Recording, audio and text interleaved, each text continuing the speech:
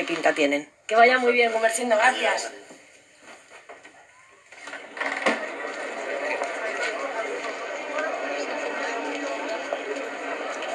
¿Qué hace aquí en la Puerta del Sol? Pues bien, ahora se nota más la crisis. ¿Sí la lo vuelta notas? de vacaciones, sí. ¿Cuál es el problema que tiene usted? ¿Qué enfermedad tiene? Esquizofrenia paranoide.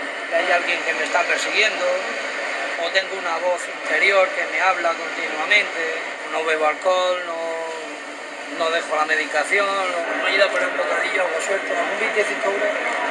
La calle quema mucho y claro, te sale de golpe. ¿Y vives en la calle, Alberto? Sí, por ahora sí, en un parque. En un parque. Con mantas y cartones y ya está. La esquizofrenia es para toda la vida.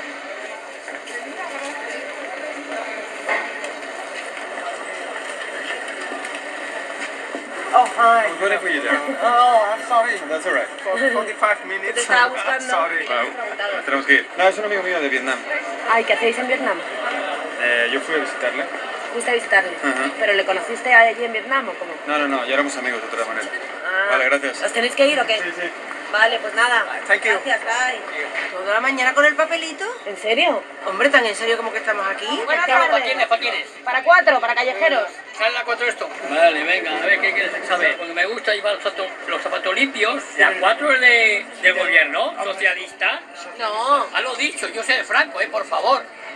Hace varios siglos en esta plaza se construyó una fortaleza castillo cuya puerta se situó entre las calles Alcalá y Carrera de San Jerónimo, casi a la que miraba hacia oriente, y de ahí el nombre de la actual Puerta del Sol. Perdonen un momentito, somos de callejeros de la 4. Ah, Esto muy es el bien, pues yo kilómetro... soy de Valladolid, dígame. Muy bien. ¿Estaban viendo ustedes el kilómetro cero? Sí, se lo estaba enseñando a esta señorita que no sabía lo que era el kilómetro cero. Pues el kilómetro cero es un punto en donde en teoría dicen que es el centro geográfico de España. ¿De acuerdo? De acuerdo. Pues me deben 3 euros.